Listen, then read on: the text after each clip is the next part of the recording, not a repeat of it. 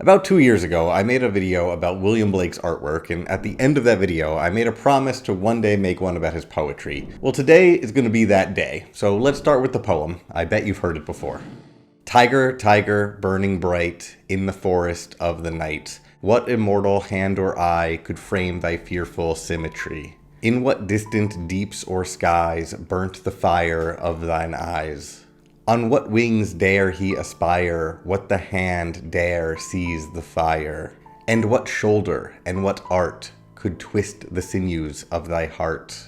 And when thy heart began to beat, what dread hand and what dread feet? What the hammer, what the chain? In what furnace was thy brain? What the anvil, what the dread grasp dare its deadly terrors clasp? When the stars threw down their spears and watered heaven with their tears, did he smile his work to see? Did he who made the lamb make thee? Tyger, Tyger, burning bright in the forest of the night, what immortal hand or eye dare frame thy fearful symmetry? This is William Blake's poem, Tyger. It's from his collection, Songs of Experience, which was sort of a sequel to his collection, Songs of Innocence. Together, the poems of each collection show the two contrary states of the human soul, which he says directly on his hand-painted title page. Blake combined the two collections and self-published the texts of the Songs of Innocence and of Experience in 1794.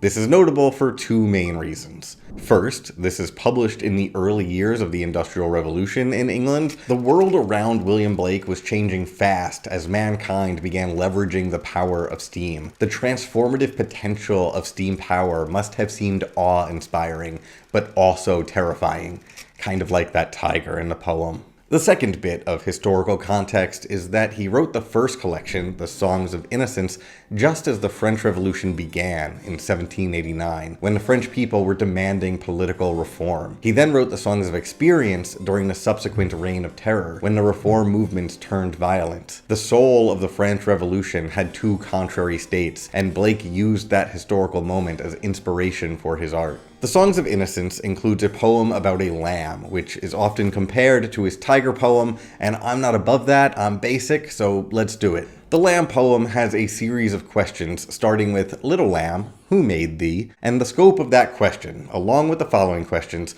feels so broad and absurd that only a child could ask it. And that makes sense. The narrator is a child. These are the Songs of Innocence. The interesting bit here comes shortly after this, when the narrator actually answers this question.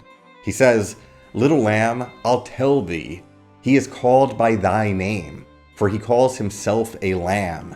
He is meek and he is mild, he became a little child. I a child, and thou a lamb, we are called by his name." These are fascinating lines. The lamb is often used as a metaphor for Christ, and these lines show the similarities between the lamb, the child narrator, and Christ. In these lines, the narrator closes the distance between all those characters, makes them all one. The opening questions are answered, and the answers bring everybody together under the same subjectivity. They're all the same. They all have the same name. The narrator is saying, I'm a creator, you're a creator, we're all creators. The lamb poem ends with the line, "Little lamb, God bless thee." Notice that there is no comma in this line. If the line read, "Little lamb, God bless thee," then the narrator would be asking God to bless the lamb. But without the comma, the lamb becomes God, a little lamb God, and the child blesses the lamb as though he's God.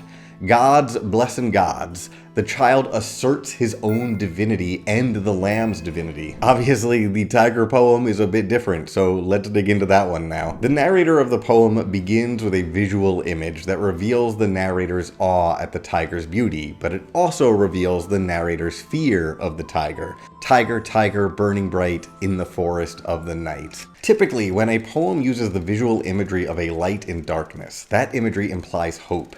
It's the light at the end of a tunnel, a literal bright spot in a sea of darkness, a light at the end of the dock.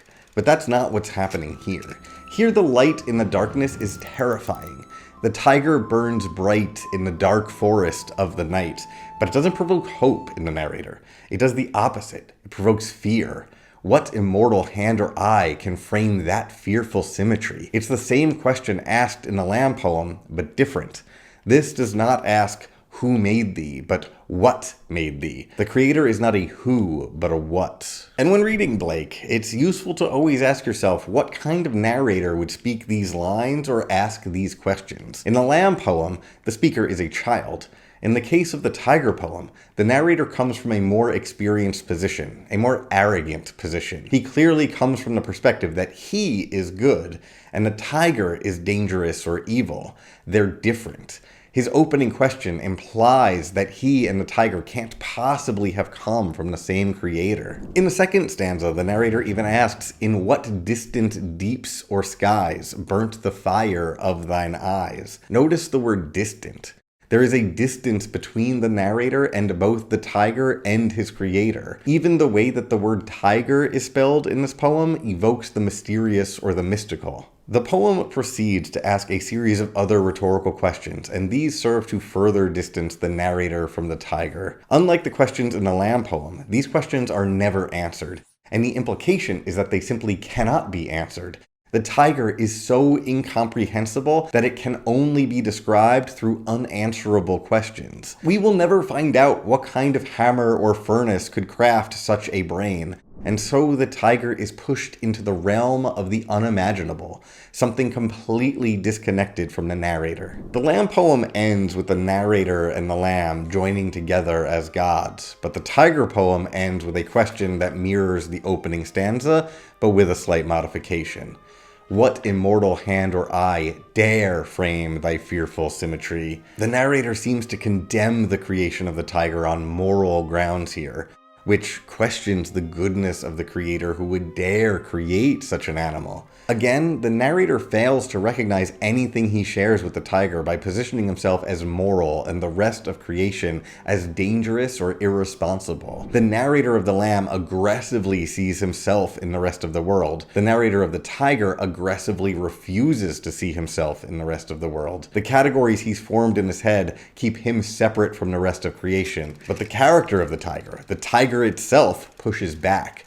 The tiger itself resists the lines that seek to categorize and contain it. Which brings me to my final point about this poem. So far, I've focused on how the visual imagery and narrative voice of this poem contribute to Blake's exploration of experience or maturity as a process of isolation and rejection. Now I want to tackle another cornerstone of poetic technique, meter.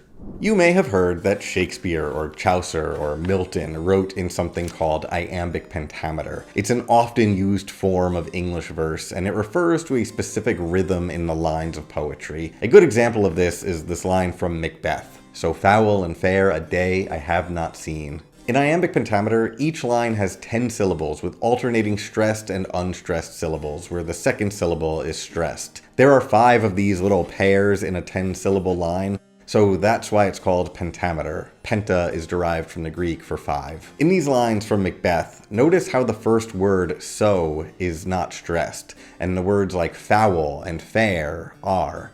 The line bounces when you say it. So foul and fair a day I have not seen. But William Blake does not play this game in Tiger. He breaks from the expectation or the tradition. This poem begins with the word tiger, which has the stress in the first syllable.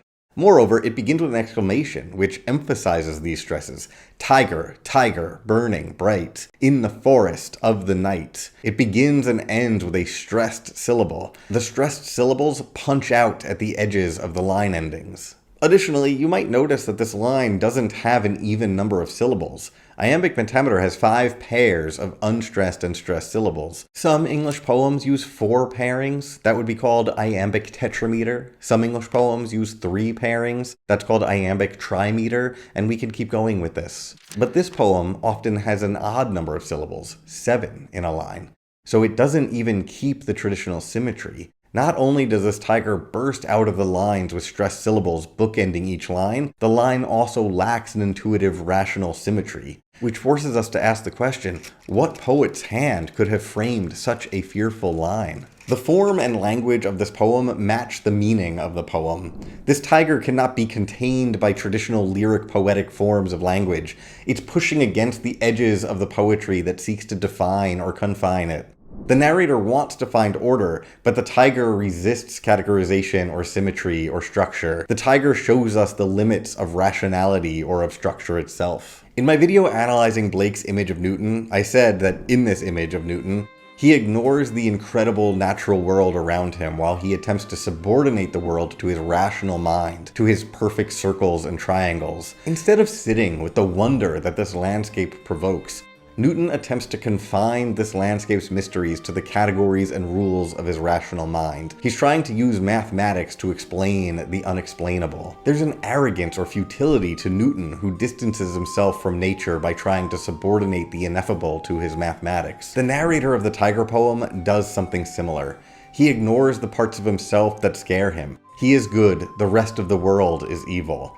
But he is part of this world created by the same process that created this tiger. And rather than acknowledge that relationship, he distances himself with questions and implied accusations. Blake constantly sought to disrupt those kinds of categories and boundaries that we create with language and ideological frameworks. In both The Lamb and The Tiger, we see the narrator as occupying a distinct and specific subjective position. The innocent narrator of The Lamb insists on being a god, while the experienced narrator of The Tiger insists on questioning the nature of God, and in questioning, ignores elements of his own nature. These are unintuitive characteristics of both innocence and experience. Insistent, assertive innocence, and willfully ignorant experience. But Blake is always going to point out those kinds of contradictions in the human experience. That's what the songs of innocence and experience are about. And that's all I've got for you today. Thank you for watching.